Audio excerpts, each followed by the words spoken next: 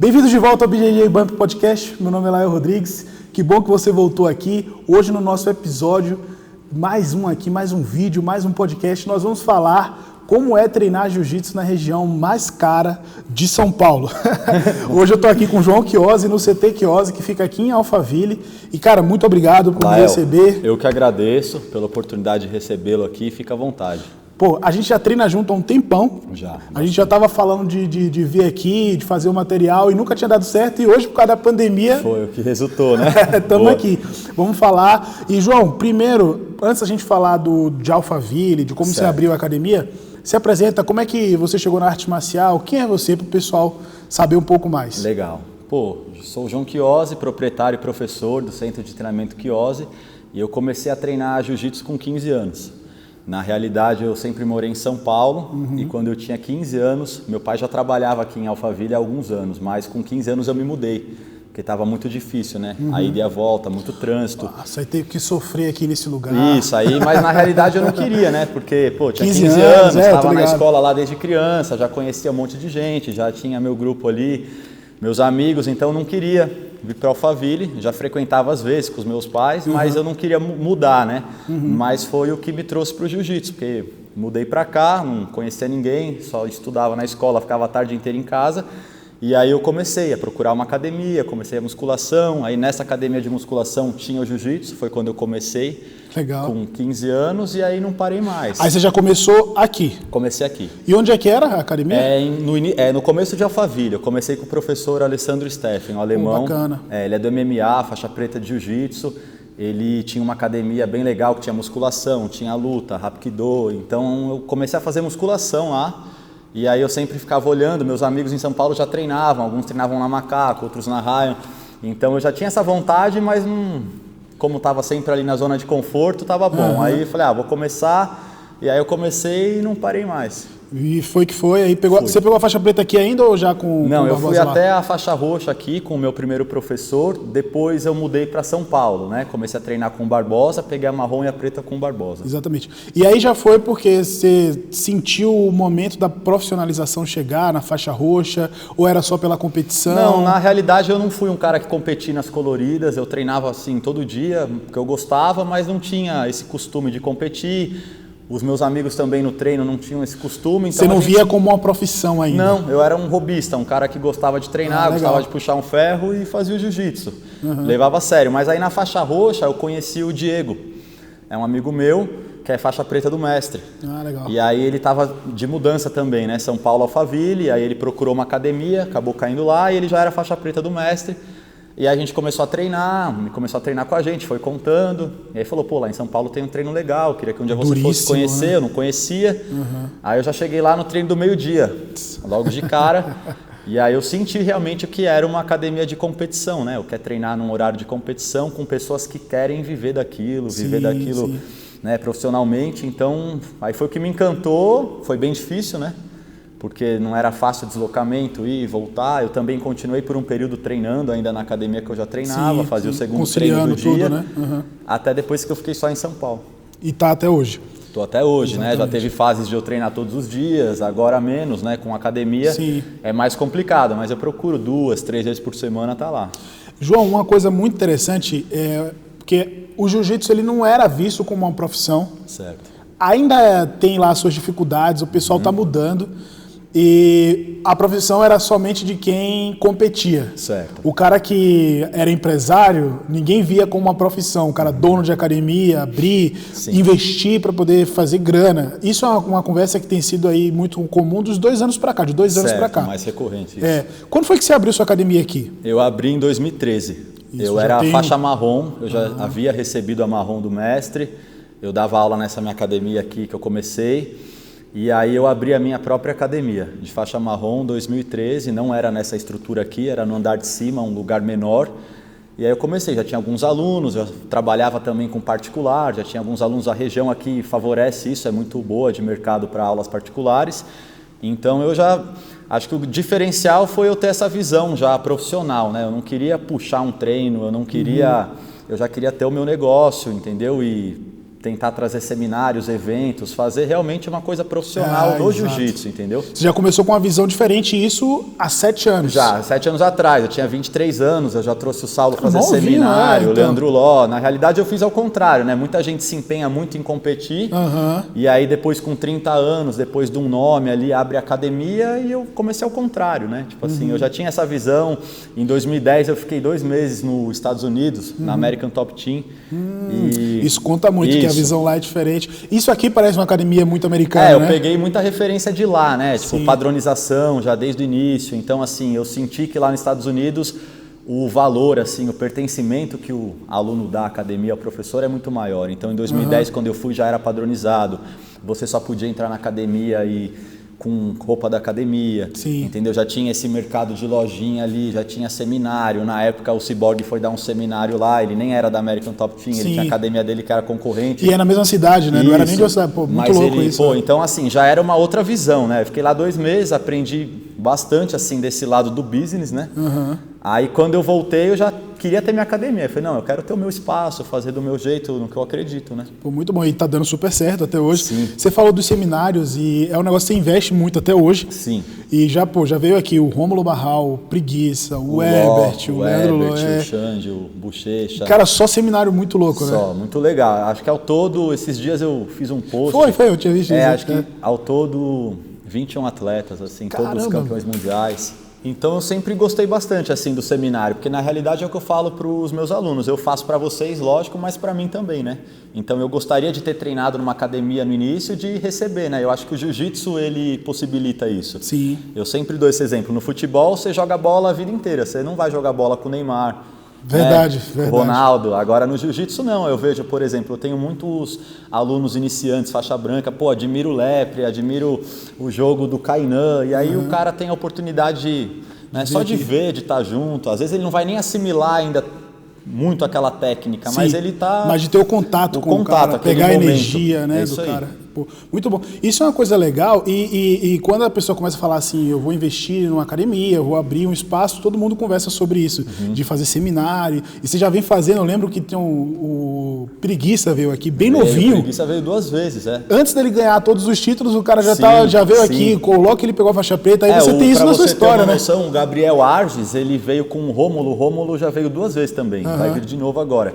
O Gabriel veio uma vez com o Rômulo, acho que a primeira vez ele era faixa marrom, ele veio para ajudar o Rômulo. Aí, mostrar entendeu? As posições junto ali. Isso, eu já conhecia ele porque ele já havia lutado de faixa roxa com um aluno meu. Então assim, ele já era um cara conhecido no cenário do jiu-jitsu, mas a grande parte dos alunos daqui não conheciam. E aí depois ele voltou de faixa preta, campeão mundial, para fazer o seminário. Pô, muito louco isso aí. E uma coisa que a gente está conversando, João, sobre essa visão de profissionalização e de tomar essa decisão, uma coisa que me chama logo a atenção é que você tomou essa decisão muito cedo. Sim. E você, como assim, normalmente quem pensa em abrir uma academia, você mesmo falou, é quem já está competindo e tal. E por que surgiu essa curiosidade, essa vontade de abrir uma academia tão novo, assim, com tão pouca idade? Eu sempre gostei de dar aula, né? Então, assim, na primeira academia que eu comecei a treinar, de faixa roxa, às vezes eu já era responsável por puxar um treino, né? Não era o professor, mas, você é o mais graduado, e eu sentia prazer nisso, até mais do que competir. Então eu gostava, aí eu comecei a dar aula particular logo no início da marrom, então assim, gostava de ver meus alunos evoluindo, então pegava um cara que estava fora de forma, e dava 1 ano de trabalho, o cara estava se sentindo muito bem, estava realmente aprendendo a posição, aquilo me chamava atenção. Eu já tinha essa vontade de fazer seminário, mas como a academia não era minha, era mais difícil, era mais complicado. Sim. Então eu acreditava em algumas coisas que eu precisava ter o meu espaço para eu conseguir introduzi-las. Quando você começou, não foi nem pela questão financeira, foi mais pela questão de satisfação pessoal. Sim, foi, porque muito massa, financeiramente poderia ficar dando aula particular, né? Eu poderia até... Dá até menos trabalho, Sim, vamos pensar assim, dá né? menos trabalho. Eu era novo também, então poderia ficar indo treinar em São Paulo. Eu não precisava assumir essa responsabilidade de ter o meu espaço com 23 anos, né? Pagar aluguel, funcionário, ter toda uma responsabilidade ali que era cedo, mas eu optei por isso e foi bom, deu certo. Que bom, cara. A gente está vendo aí os resultados, o espaço. Quem viu o vlog, mostrei a academia aqui como é que é. E quem quiser conhecer... Avenida Netuno, 19... Já está convidado. Centro de Apoio 2, só chegar. Só chegar. Ô, João, Agora vamos falar do bairro aqui, Alphaville, pô, pelo amor, as casas custam milhões de reais, assim, muita gente famosa mora aqui na região. Tem, lógico, os excêntricos, as pessoas que chamam mais atenção, mas a gente também tem o pessoal mais comum, que trabalha. Hoje a gente tem esse equilíbrio, mas também não é mais voltado para a classe A em diante, porque é a região mais cara, assim. E como é que é atender esse público? Porque é uma coisa que o pessoal fala que o jiu-jitsu não chegou ainda nesse nível, né? Nesse público, nessa audiência, mas a gente está vendo aqui que... na realidade, tem, né? Eu acho que essa visão que muitas pessoas têm de Alphaville, assim, ela é contraditória, entendeu? Quando você começa a frequentar mais e morar, tem gente de todos os níveis. Lógico que uma classe média, classe alta, mas assim, as pessoas que trabalham aqui também, né? A população flutuante. Então, por exemplo, o Alphaville tem 70 mil habitantes, mais ou menos, em média, mas tem 300 mil pessoas por dia, pessoas que moram em São Paulo e trabalham aqui, pessoas do interior, de Itu, Sorocaba. Então, você tem que pensar de uma maneira geral, né? Mas realmente é um bairro bom, é um bairro exigente, o pessoal quer um serviço de qualidade, entendeu? Então, eu acho que é muito bom, assim, das aulas particulares, é um pessoal que tem esse pertencimento, então o cara faz a questão de ter o seu kimono, a sua camiseta, o seu moletom. Quando você vai lutar, os seus alunos vão te assistir, Isso, eu acho bem legal. Tem a facilidade também de ter o ginásio aqui de Barueri, que é do lado. As maiores competições em cenário nacional estão a 10 minutos aqui, 15 minutos, né? Então eu gosto muito dessa região e também porque eu estou aqui há 15 anos, né? Então, assim, muitos alunos que treinam aqui hoje comigo, estudaram comigo no colegial, então foi mais fácil, né? Legal. Então, por eu ser da região assim, foi mais fácil. Hoje eu não penso em voltar para São Paulo. Eu vou quase todos os dias, né? Para treinar, ou no Barbosa, ou no Evandro, mas aqui tá ótimo, tá bom. Que humilde esse cara. Não, mas tá bom. Mas eu gosto de São Paulo também, morei lá há muitos anos, eu gosto bastante. Mas aqui é mais calmo, né?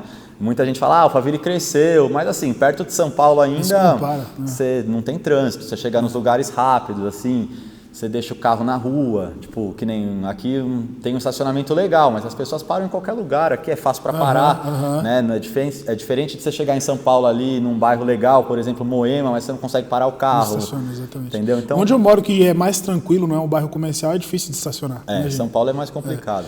Bom, uma coisa que eu estava querendo te perguntar, na verdade, era sobre um post que você fez recentemente, falando sobre as aulas particulares. É uma coisa que você já falou aqui também. E com o cenário que nós estamos vivendo em 2020, eu acredito que seja o próximo passo do mercado. Tem muita gente investindo nisso já, muitas escolas que já fazem. Eu fui na Almeida ontem entrevistar, eles têm tatames exclusivos só para aulas particulares, assim.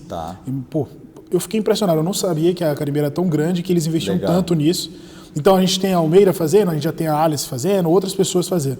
Como é que é o seu relacionamento com você como professor, dando aulas particulares, e como é que você enxerga também esse mercado para o futuro, né? Eu acho que agora sim, realmente o pessoal chamou mais atenção, né? Abriu mais o olho ali do pessoal para aula particular, mas que é algo que já vem sido trabalhado há muitos anos, né? Eu acho que o particular, ele tinha que ser um produto de toda a academia teria que trabalhar com o particular, entendeu? Porque muitas vezes a pessoa, quando ela chega numa academia para treinar, ela já quebrou várias barreiras, né? Tipo assim, é difícil você, nunca treinei nada, já tenho uma condição social lá fora, e aí eu vou começar a treinar jiu-jitsu, chega numa academia, um ambiente novo, um monte de cara lá no tatame, então assim, você tem que ter esse produto para oferecer, até porque tem cara que quer começar pelo particular, aí ele pega confiança no professor, ele aprende o que é o jiu-jitsu. Se sente bem no espaço. Se sente bem e depois ele vai embora. Teve alguns casos assim. Aí hoje em dia o cara só treina em turma, treina 2 horários por dia, tá felizão e não precisa. Então eu acho que agora, com essa pandemia aí, a gente não sabe quando vai realmente voltar, entendeu? Então é um produto que tem que ser visto com atenção. Sim. Eu acho que ao retornar da pandemia, quem não dá aula particular, cara, vai ficar para trás. E quem nunca deu e vai começar agora, vai estar atrasado. Exatamente. Né? Porque é o que eu falo, na aula particular, é lógico, o cara te contrata para aprender jiu-jitsu, mas isso é a menor parcela de todas, né? Sim, é o relacionamento. Você tem que ter um relacionamento, você precisa saber com quem você está lidando, entendeu? Atender o cara naquela expectativa que ele tem. Vai ter cara que está ali para trocar uma ideia, para se abrir, para ter um momento com você, para descontrair. Vai ter cara que realmente é um cara metódico, que ele quer fazer drill, ele quer aprender o detalhe do detalhe. Então eu acho que essa experiência é com o tempo, né? E é uma coisa que a gente tem que começar a enxergar na comunidade do jiu-jitsu, porque assim, quando você o professor normalmente fala de competição. Sim. O professor e principalmente o professor que competiu. Ele acha que todo mundo quer competir. E não é verdade, né? É a não menor é verdade. parcela de todas, menor, né? pouquíssimo. Daqui mesmo. É um ou outro que compete. Né? Você tem bons competidores. Sim. Mas se você for olhar, é uma parcela muito fala, pequena. Né? Às vezes, em entrevista do Fábio, ele fala 3% da comunidade do jiu-jitsu compete. Então, você tem que atender os outros 97%. Né? Muita gente pensa nos 3%. Só faz... E principalmente porque, como a gente estava falando, o cara que abre uma academia é um cara que competiu. Sim. E aí ele pega aquela competitividade de anos, aquele espírito, que é legal, é bacana. Claro. E o cara quer transferir isso direto para o tatame. E o cara como professor, ele não é competidor, né? Tem que mudar essa mentalidade. É por isso que eu acho que o jiu-jitsu tem crescido, né? Porque as pessoas começaram a entender o jiu-jitsu como negócio, como profissão, de fazer a divisão de níveis, né? Durante a aula. Sim. Então eu acho que tem muito a melhorar ainda, né?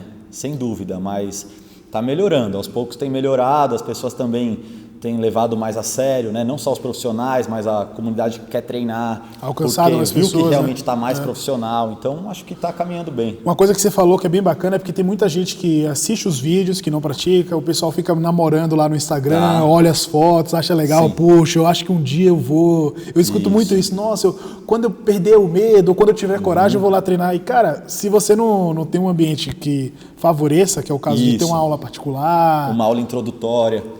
Né? Por exemplo, a gente tem feito aula introdutória aqui, melhorou demais, né? Para conseguir captar o aluno. Porque muitas vezes o cara chega para treinar, ele nunca treinou jiu-jitsu. Aí ele liga aí 4 horas da tarde, queria fazer aula experimental, pode ser hoje à noite. Aí ele vem numa segunda-feira com 30 pessoas. Por mais que o professor tente ajudar, se ele ajudar aquele cara, ele não ajuda o resto do grupo. Entendeu? Aí às vezes você coloca um aluno, um professor instrutor, mas aí você não é a mesma coisa. Não está treinado para aquele momento. E aí você cai no... Vamos ver, né? Se ele fecha ou se ele não fecha. Você fica... Agora, se você marca um horário, não, qual que é o melhor horário para você? Não, vou te disponibilizar... Já mudou tudo aí. Vou disponibilizar uma aula só entre eu e você, vou te explicar. Às vezes é mais conversa. Às vezes nessa aula de 1 hora, você fica meia hora entendendo o que o cara quer, o cara vai voltar, não tem dúvida. E a retenção é muito maior, muito maior. Muito bem. João, além desse programa de aulas particulares, você tem mais 2 programas que eu gostaria muito de falar aqui nessa entrevista, que é o programa infantil e o programa também com mulheres. Vamos falar primeiro do programa infantil. Você tem várias aulas, né, ao longo do dia, você tem um professor dedicado e que, poxa, eu imagino que aqui é um público também que consome muito esse material, né, de aula infantil. Como é que é isso aí? A aula infantil é bem assim, é muito legal, mas acho que é o produto mais especial, né? Lidar com criança é diferente, é difícil, então... Tem todo um profissionalismo. Eu tenho hoje 2 professores que me ajudam com isso. Eles são responsáveis pela aula das crianças. Em todas as aulas, os 2 trabalham juntos, entendeu? Então, é um trabalho diferenciado mesmo, porque envolve muito psicologia também, né? Não é só realmente o jiu-jitsu. A criança está aqui pela doutrina, pela disciplina. Você tem que saber lidar, você tem que entender em que idade que aquela criança está, a coordenação motora. Criança também, às vezes a idade não diz muito, porque às vezes você pega uma criança de 5, 6 anos, que ela tem uma coordenação motora melhor do que uma criança mais velha, entendeu? Então, assim, é um produto que tem que ser visto de uma maneira especial para não errar e para não afastar essa criança depois. Se ela tem uma experiência ruim, ela nunca mais vai querer treinar jiu-jitsu. E corresponde a uma boa parte aqui dos alunos ou ainda é algo... não, tem, mas não é o foco? Não, porque tem muita mas academia ainda que não nem é o tem, forte, né? mas a gente quer investir para ser o forte. Porque tem muita academia que nem tem. Os professores nem fazem questão de colocar aula infantil. Não, a gente faz questão. Desde o primeiro ano a gente trabalha com infantil, já oscilou, ficou legal, melhorou, voltou, mas é algo que a gente tem pensado e trabalhado para melhorar. Em um dos seminários do Rômulo, ele veio aqui, estava contando da nova academia e ele até falou que hoje o que ajuda demais a academia dele, além de todos os campeões e um treino duríssimo, mas as crianças, que tem muita aula. Eu visitei a academia dele lá. Legal, muito horário, ele falou para mim. A gente treinou lá em 2019, eu, o Rafa e a Fabi. E a Maca. Legal. Ele falou que as crianças, e você vê, né, os Mendes, enfim, todas as referências ali, trabalha muito com criança e leva muito a sério. Eu gosto de comentar isso porque a maioria das vezes que a gente vê aula para criança são em projetos sociais. Tá. E aí é muito difícil você pegar só dos projetos sociais. As academias às vezes não investem porque não é tão rentável, é mais complicado, como você falou. Sim. Você tem que colocar 2 professores para uma turma que é menor do que a sua turma às de vezes adulto. tem 8 crianças na aula, tem 2 professores, realmente. Mas é um investimento muito inteligente, Isso, né? a longo prazo, porque se você faz um trabalho legal, pô, com quantos anos essa criança vai ficar com você? Né? Exatamente. Então, assim, e se você parar para pensar do lado do business, ele treina 2 vezes por semana. Né? Enquanto um adulto que gosta muito de treinar, às vezes o cara vem de manhã e volta à noite, então ele usa muito mais a academia. Né? A criança, ela tem várias outras atividades, ela não é a proposta treinar todos os dias. E além da contribuição para o seu negócio, tem também para o esporte, né? Porque se a gente não renovar, se a gente depender... Eu trabalho em projeto social, eu não posso depender só do projeto social para renovar os praticantes. E eu não posso depender só dos adultos para entrar, porque o cara vai ficar menos tempo no esporte. A gente tem que investir na criançada, fazer do jiu-jitsu um esporte popular entre as crianças, né? Para a gente sempre renovar aí a nossa categoria, a nossa comunidade. Outro produto que você tem aqui agora, inclusive foi outro post recente que você fez lá no seu Instagram, que está marcado na descrição aí do post, um material muito bacana para vocês lá assistirem, que é o jiu-jitsu para mulheres. Na realidade eu não tenho uma turma só para mulheres, não é exclusivo. Né? As mas aulas tem uma atenção para elas, né? Tem a Carol, faixa preta, que ajuda bastante, mas não tem uma aula só para mulher. Mas a gente já tem estudado também futuramente fazer uma aula exclusivamente para as mulheres, até igual eu te falei da aula introdutória. Às vezes tem um pé atrás de começar, daí começa só com as meninas, pô, legal, gostou, viu que não é, muitas vezes vem com uma má impressão, vê que é um ambiente legal, confiável, família, e depois dá sequência, né? Muito bacana. Eu achei isso muito legal, o post falando... Na verdade, o produto não é a turma específica, mas a atenção para as necessidades das mulheres, né? Que o pessoal, às vezes, deixa isso muito de lado, né? Eu acho que tem que ter um cuidado especial, né? Eu até fiz uma entrevista com a Carol também esses dias. E acho que a mulher no tatame tem que ser valorizada e o pessoal tem que entender realmente, entender como tem que treinar com a mulher, entendeu? Tirar um pouco aquela impressão, é mulher, ou o cara vai muito leve e não treina direito, ou o cara vai igual um louco, entendeu? Então, assim, tem que ter... Perde a linha, né? Sim, tem que entender, é diferente, né? Então, beleza, a gente chegou nessa altura aqui do nosso entrevista, do nosso podcast, que é bem tradicional, João. A gente tem um joguinho aqui chamado de Raspa ou Passa, todo mundo joga. Eu vou te dar uns assuntos do jiu-jitsu, se você gostar, você raspa. Se você não gostar, você passa. Se ficar no meio termo, é double pull. Vamos jogar? Fechou, vamos. Vamos mesmo, tem coragem? Vamos, lógico. Vamos lá. João, primeiro aqui. Kimono de cor estrambólica. Laranja, roxo, verde cana. Se raspa ou passa? Eu passo voando. É sempre o meu tradicional. Não, acho horrível. Calça de uma cor, parte de cima de outra. Nossa, bizonho, né? Às vezes eu vejo foto minha de faixa roxa assim, eu tenho vontade de me matar. Tipo, eu acho que... Você usava um kimono vermelho, era isso? Não, vermelho não. Nunca. Mas às vezes faz a troca errada lá, fica com a parte... Não gosto. Eu acho que o ambiente diz muito, né? Tipo... Quando você chega numa academia que está todo mundo organizado, às vezes as pessoas falam, é porque é alphaville, é frescura. Muitas vezes as pessoas têm essa visão que a padronização é só pelo dinheiro, mas eu acho que não. Todo mundo gosta de ser bem tratado e bem cuidado. Todo mundo quer chegar no lugar e todo mundo com kimono limpo, todo mundo com kimono arrumado. E isso dá muito mais igualdade, né? Com certeza. Todo mundo está com o mesmo kimono, você vai em qualquer empresa, tem uniforme. Então, exatamente. Assim, e outros esportes também, os treinos são todo mundo com o mesmo padrão e tal. Se você defende, por exemplo, você é jogador do Palmeiras, você está sendo pago para treinar, você não chega lá para treinar de preto. Os caras vão matar você. Então é mais ou menos esse sentido aí. Isso é tão óbvio, né? Mas tem gente ainda que tem dificuldade, visão, né? E eu falei do futebol, mas se você for pegar esportes coletivos, basquete, vôlei, você vai assistir um treino do time e os caras todos usam o mesmo padrão de cor. Ninguém treina como quer, né? Então a gente tem que seguir essa mesma linha, né? Olhar sempre porque estão acertando. Se a gente for pegar para quem está errando, mas tem gente que treina, não, né? Se você for pegar os exemplos ruins, não vamos muito longe, né? Lutar absoluto, João, você raspa ou passa? Eu raspo. Você gosta? Eu acho legal. Eu acho que é legal para você se testar, né? Às vezes também você chegou para lutar categoria, não se sentiu bem, aí você tem uma chance a mais para lutar absoluto, ou às vezes você lutou bem pra caramba, já está empolgadão. Então eu acho que é válido, acho que tem que fazer sim. Muito bem. Treinar defesa pessoal, você raspa ou passa? Eu acho eu vou pôr um double pull aí. Eu acho importante, mas muitas vezes ela é introduzida de uma maneira errada, ilusória. Então, Double pull. Mas essas respostas são pessoais, é para você, assim, não é para a comunidade de todo mundo. Até porque não tem como eu acho importante, eu acho legal, mas eu vejo muita gente também que ensina algumas paradas meio bizarras, assim. Tem. Entendeu? Eu acho que fica aquela linha, né? O jiu-jitsu é uma arte marcial, mas ao mesmo tempo também é esporte, né? Então, assim, tem a disciplina, tem a tradição, tem que saber. Mas eu tenho muito aluno que começa aqui porque quer competir, acha legal, gosta do ambiente de competição. Não tem aquela história, mas se o cara te pegar na balada assim, o cara não está preocupado. Hoje em dia não precisa mais disso. Então, né? assim, então fico nesse meio termo por causa disso. Eu sempre falo sobre isso, é engraçado, né? Que eu nunca precisei usar o jiu-jitsu fora do tatame. Tá. Nunca, em nenhuma situação eu precisei, nunca me envolvi em confusão, nunca briguei na rua, nunca, não tenho irmão, assim, né? Eu tenho uma irmã, então eu não tenho irmão pra gente brigar em casa, então eu nunca usei o jiu-jitsu fora do tatame, nunca usei. Então, às vezes você fala assim, você vai precisar se defender, melhor saber. Eu disse, cara, eu tenho 31 anos de vida.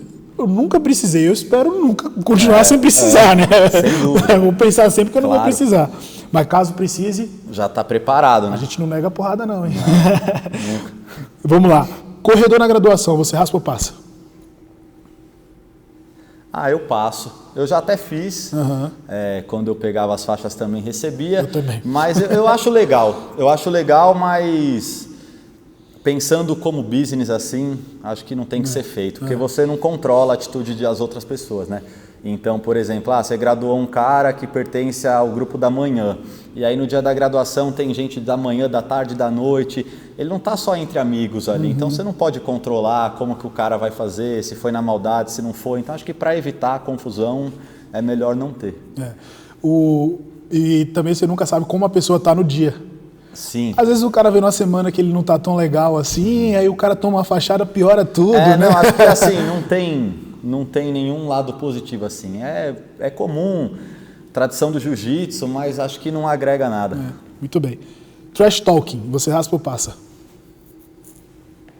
Deixa eu pensar aqui. Eu vou dar minha opinião, essa é a minha opinião. Eu raspo porque muita gente fala também, jiu-jitsu, arte marcial... respeito, mas o nosso berço foi a vida inteira o pessoal saindo na porrada na rua, defendendo uma ideia totalmente errada, e agora que chegou a hora de ganhar dinheiro e promover luta, aí o cara quer ter a disciplina da arte marcial. Então, sim, o jiu-jitsu sempre foi bagunçado e agora é a oportunidade do cara se vender, eu vejo o Gordon aí, o Gordon já ganhou muito mais dinheiro que muito cara que é 10 vezes campeão mundial. Verdade. E o cara campeão mundial vai ficar falando que ele não luta de kimono, e ele é bom pra caramba no que ele faz, ninguém bate no cara, o cara tá rico já, entendeu? Então... E fora que o cara que faz o trash talk, ele acaba atraindo a atenção de gente que não é do jiu-jitsu. Sim, o público que é leigo ali, porque chama atenção, né? Tem uma polêmica, o cara quer saber da polêmica, né? Nem da luta em si, E no final das contas também, o evento quer alguém que venda, né? Você pega o caso do Ebert. Sempre vende muito, cara. Vende, o BJJ Club lá... crucificou o cara e pra chamar o cara de novo também, não sei. O BJJ Stars, né? BJJ Stars, isso. Então, eu acho que chama porque vende, claro. Enquanto estiver rolando trash talk, vai vender, vai ter gente consumindo. Isso. É bom para todo mundo. A gente já fez até um podcast falando sobre isso aqui. Tá. O trash talk no quesito esportivo legal. É o futuro, mano. Se não tem promoção, quem é que assiste? Não tem que ter mídia, né? O cara vende, o pessoal quer ver. Agora é lógico, tem cara que se apoia nisso, né? Porque não consegue aparecer de uma outra maneira, e aí ele se apoia nisso, mas ele também não vai longe, né? Por exemplo, você vê o Gordon de novo. Ele fala pra caramba, mas ele tem resultado. O cara chega pra lutar de coroa lá na cabeça e bate em todo mundo, os caras têm que engolir, então...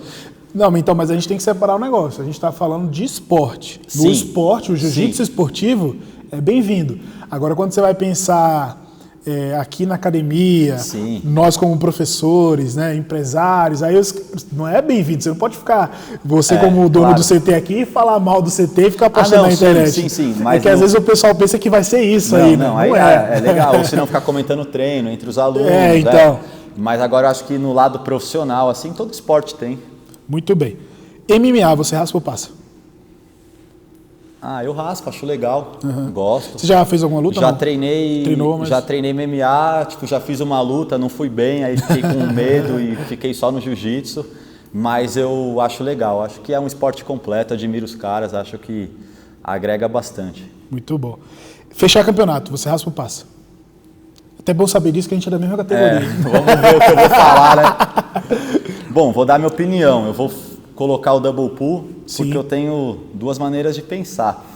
Eu entendo, pô, a gente treina junto há anos. Toda vez que eu vou no Barbosa, eu treino com o Lael. Exatamente. Entendeu? A gente se ajuda. Então eu entendo esse lado do cara que é atleta, que muitas vezes o público não entende, né? Tipo, pô, mas eu treino com o cara, a gente se ajuda e tudo mais. Então esse é o lado que eu aceito. Pô, vamos fechar? Vamos fechar, entendeu? Eu acho legal. Mas o outro lado, que eu acho que é o lado do negócio, aí eu acho que enquanto ficar com isso de, fecha... Porque imagina o cara que é leigo, né? Assistindo. Tem muito cara que, pô, tô assistindo lá, e o cara veio... Lá eu toda hora ganhando de todo mundo aqui, eu também, pô, afinal que é o ápice, não tem. Como que você explica isso para um cara aqui?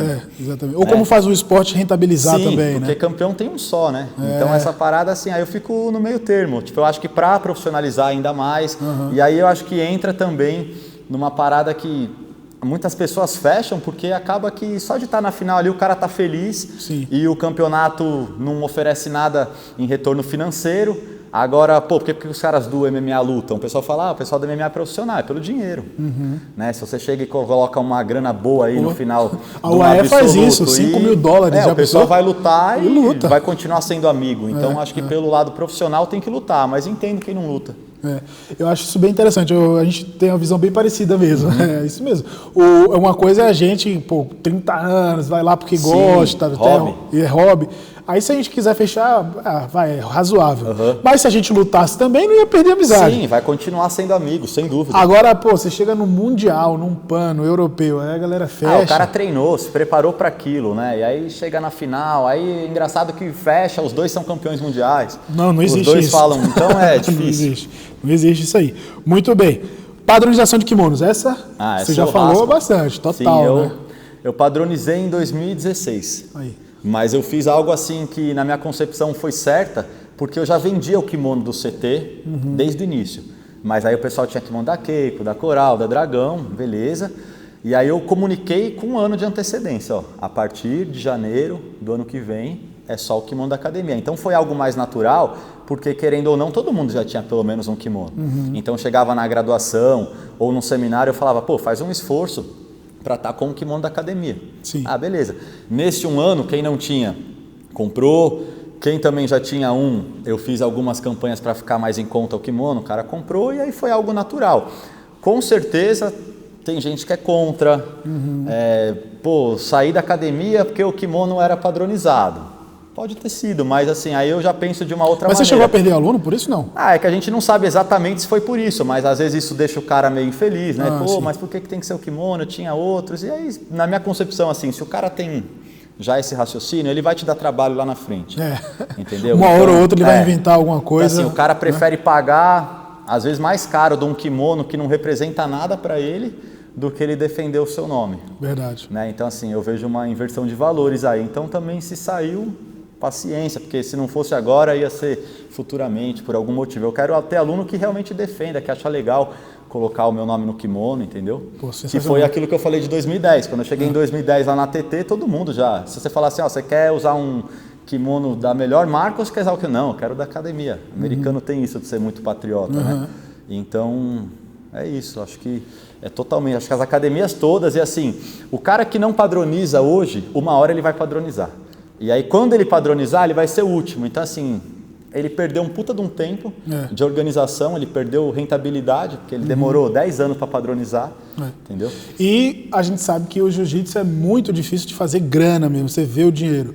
E não é errado o dono de uma academia vender o kimono, o professor vender o kimono, não é errado. Sim, tem a parte também financeira, é a forma honesta, né? O pessoal fala assim, Claro. mas o professor só pensa em ganhar o dinheiro. Eu disse, cara, mas é a profissão dele, ele trabalha com isso. É honesto, ele não está ludibriando, enganando você. A loja da academia, né, assim, produto, ela representa muitas vezes 25% do faturamento da academia.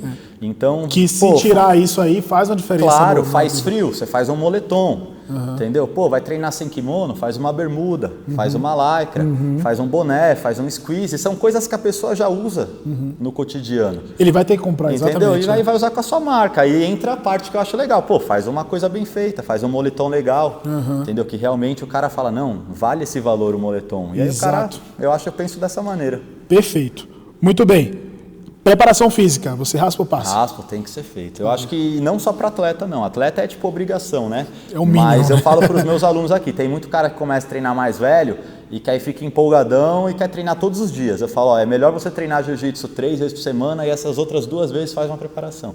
Porque isso vai te dar mais tempo treinando, né? Você não vai se machucar, você vai evitar lesão, você vai fazer uma manutenção.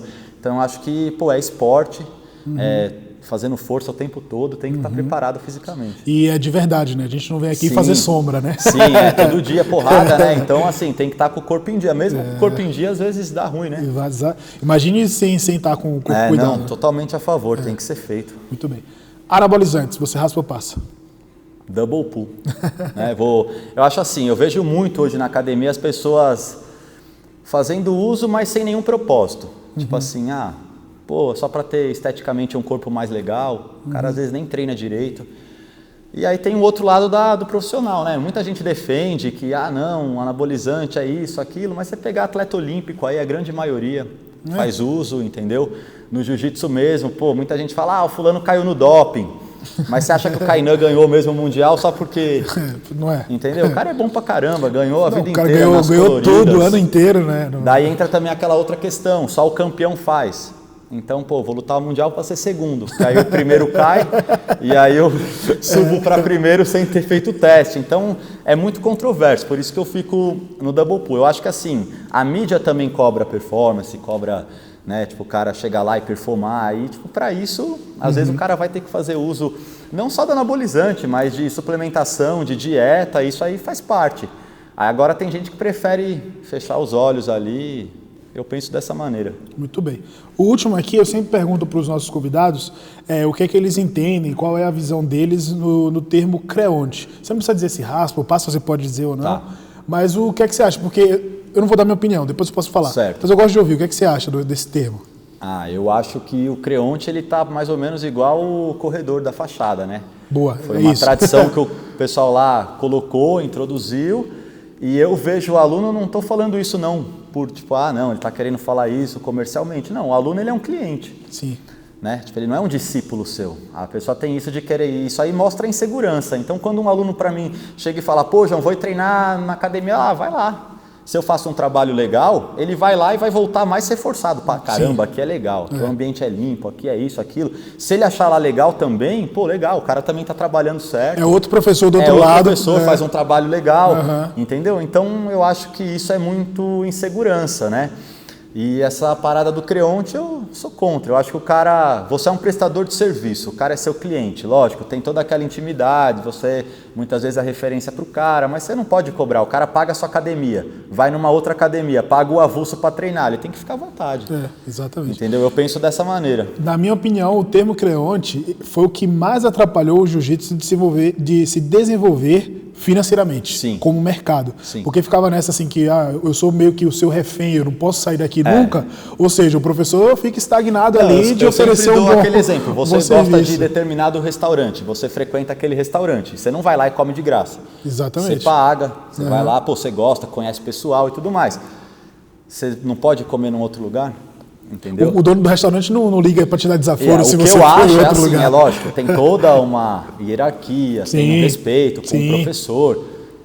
Também não é legal o cara falar assim, eu treino no João de segunda, de terça eu treino com o Lael, de quarta eu treino não sei aonde. Sim, ele vai ficar um cara meio... Não, você precisa estar em uma escola, sem ter né? referência, mas eu acho super aceitável o cara trocar de academia e quando o cara troca, no caso aqui, eu procuro refletir, né? Por que ele trocou?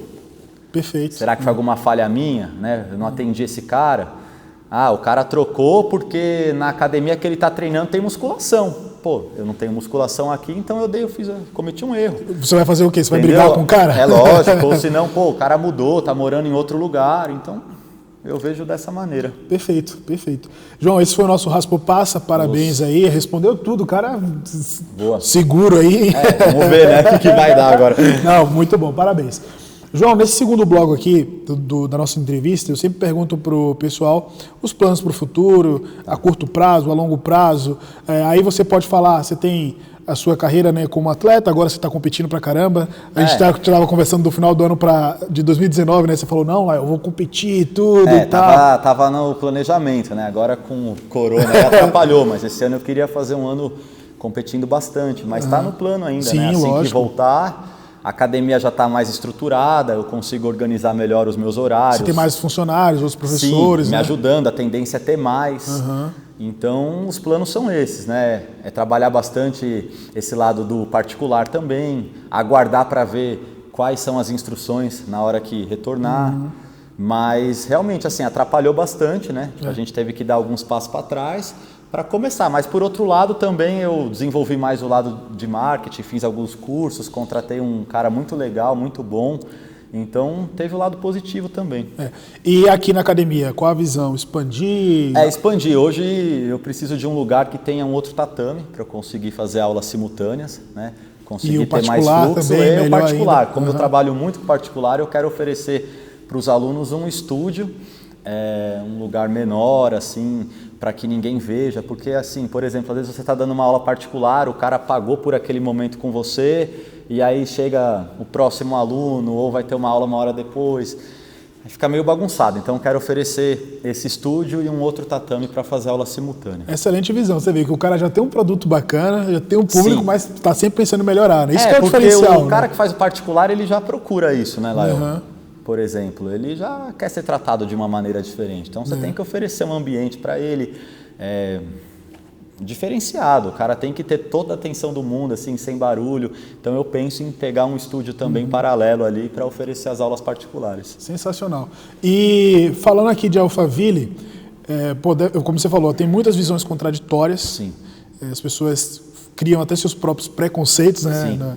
É normal, as pessoas geram um conceito prévio, né, do que é estar aqui. E você dando aula aqui, você já ouviu alguma besteira por causa disso? Pô, o cara é mó boizão, não sei o quê, só tem boy, lá não é jiu-jitsu de verdade, a galera não quer nem suar. Tipo, em São Paulo, às vezes eu vou treinar, o pessoal brinca, mas aí você vê que é na amizade. Não com os colegas. Sim. Os colegas zoam de qualquer coisa, eu vou zoar de você de qualquer mais coisa. nada. Mas já ouvi, sim, de pessoas que eu não conheço, meio que tipo assim, o cara brinca de dar aula. Nossa, cara. Já ouvi bastante, mas eu sempre falo, né? Às vezes o pessoal fala, pô, o cara tem uma condição, legal, mas não vê o que você faz, né? Tipo assim... Não houve essa história aqui, né? Feriado, sábado, aula particular, 5 horas da manhã. Mas aí você não tem que ficar falando, né? Vai aparecendo, mas você ouve sim. E tipo, é uma visão totalmente errada, né? Porque aí você vê, às vezes, cara num bairro mais simples que não tem vontade nenhuma, não tem perspectiva nenhuma. Sim. Tá sempre deixando aula na mão dos outros. E normalmente quem comenta isso, como a gente já está falando sobre isso aqui, é o cara que não está dando um bom serviço pro jiu-jitsu e pro seu aluno, né? Dúvida. Aí o cara olha uma academia de sucesso num bairro de classe A e fala assim, não é jiu-jitsu de verdade. E simplesmente se acomoda nisso, né? Às vezes a pessoa vem com esse tipo de discurso e mais inferiorizada e, pô, mas quem quer vai atrás, se vira, entendeu? Pô, tipo, se mexe, faz acontecer. E o jiu-jitsu mostra muito isso, né? Tem muito cara, por exemplo, que às vezes é campeão de tudo, tem uma academia e não tem sucesso. Verdade. Tem muito cara que, pô, faz um trabalho maravilhoso ali e vai embora. Então vai muito do cara, do trabalho do cara, né? Isso é verdade. Mas graças a Deus a gente está mudando aí o Sim. nosso jiu-jitsu, a gente tem evoluído. É muito bom estar aqui mostrando para vocês. E lógico, quem quiser vir, Só chegar. Netuno 19. Netuno 19. No Centro Comercial 2, eu decorei o endereço, mas, cara, eu me perdi para chegar aqui. Para quem não conhece assim é mais complicado, mas Não, eu ia te contar, o pessoal viu no vlog. Eu tava tão, assim, vindo para Barueri, né? Eu tô indo para Barueri, aí você falou, 10 minutos do ginásio. Tá, eu chegando no ginásio... Entendi. Porque Alphaville tem duas partes, tem a parte que pega Barueri, depois tem limite de município, Santana de Parnaíba. Mas cara, é bem próximo. E aí quando eu vi, eu digo, meu Deus, eu tô fazendo o caminho pro José Corrêa, tá tão na vontade de ir. Você poderia ter entrado na entrada antes, entendi. Eu disse, pô, tô com tanta vontade de ir pro lutar, sair na mão, boa. É saudade, né? Boa. Isso eu não sei se você viu hoje é sábado, dia 23, né? Isso. Hoje, de madrugada aí, saiu o anúncio da IBJJF que 2020 inteiro, campeonatos cancelados. Eu não vi. Saiu essa madrugada. Aula, não vi. Pois é. Não vai ter, então? Nenhum.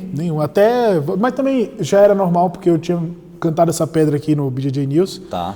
Que lá nos Estados Unidos só ia voltar para a temporada de 2022. O pessoal pensou que eu estava exagerando, mas não, eu já acho tinha sido que anunciado. até para academia assim vai ser difícil.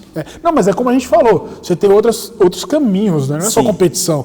graças a Deus, eu acho que isso vai ser um bom momento para a gente refletir. Claro, ver o que você não estava fazendo. Tirar o aprendizado. O que é que a gente pode melhorar nessa comunidade? Aula particular. Aí que você falou aqui de investir no marketing, né, de produto online. Exatamente, o streaming. Isso. Aí os campeonatos de luta casada, os eventos de luta casada, vão poder fazer um serviço melhor, atender uma população de forma melhor. Nos Estados Unidos até já está tendo, né? Já tipo é. assim, sem público, mas... Então eu acho que aqui no Brasil agora vai ser a hora da gente colocar outras coisas no nosso negócio também. Isso só reforça também o cara que já trabalhava de uma maneira mais profissional, ele vai conseguir se segurar, né?